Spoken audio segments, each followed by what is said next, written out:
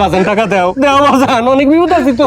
এই উনি যেহেতু এত করে তোমার কাছে 5,500 টাকা ধার চাইতেছে, তারে 5,500 টাকা ধার দাও, সে পরে ফেরত দিয়ে দিব। এই তুমি কেমন কথা কইরা? দাঁড় কি লেগে নিমু আমি? আমার পাওনা টাকা আমি তার কাছে ফেরত চাইতেছি। পাওনা টাকা চাইতে এসে আপনি আপনার এত সমস্যার কথা বলতেছেন কেন? কি করবো ভাবি কোন? এই দেশে টাকা ধার দেওয়ার সময় অনেক দুঃখের কথা শুনতে হয়, আবার সেই টাকা ফেরত দেওয়ার সময় নিজের দুঃখের কথা শুনাইতে হয়। এই জন্য আপনার পোলারে আমার দুঃখের কথা শুনাইতেছি। এখনো আমার টাকা যদি ফেরত না দাও তাহলে কিন্তু তোমার বাপ মা তুইলা গাড়ি গালাজ করবো। ঠিক আছে, গালি দেন, যা খুশি তাই করেন, টাকা আমি দিতে পারবো না। হ্যাঁ টাকা নিছে, টাকা ফেরত দাও, নাইলে কিন্তু তোমার লগে আমি সংসার করব না, সংসার ছাইড়া চলে যাবো। তুমি সংসার ছেড়ে চলে গেলে আমি আরেকটা বিয়ে করব, তার টাকা দিতে পারবো না। তোর সিদ্দিক চাচা বিপদে পড়ছে, তা পাওনা টাকাটা দিয়া দি বাবা। ঠিক আছে মা, তুমি যেহেতু কইছো তোমার কথা তো আর ফেলতে পারি না। সিদ্দিক কাকা, সুদে আসলে কত হইছে আপনার টাকা? 5,500। আমার কাছে বাকি টাকা নাই, 1,000 টাকা নোট আছে, তার মানে 500 টাকা আপনার কাছ থেকে পাবো। 500 টাকা কি বাকি আছে? দেন, আমি 6,000 টাকা নিয়ে দিতেছি। আছে আছে। ই আল্লাহ, এতদিন পরে আমার পাওনা টাকা ফেরত পাইতেছি। আল্লাহ বাজান, এই যে ধরো 500 টাকা।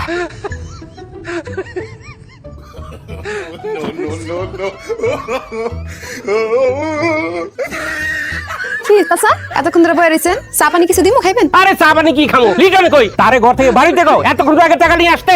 আমার জামাই ঘরে থাকলে সেন বাইরে আইবো, সে তো ঘরে নাই। ঘরে নাই মানে কই গেছে? আপনার তো 500 টাকা নেওয়ার পর ঘরে গেছে, তারপর ঘরে যায় পিছনের দরজা দিয়ে পলায় গেছে।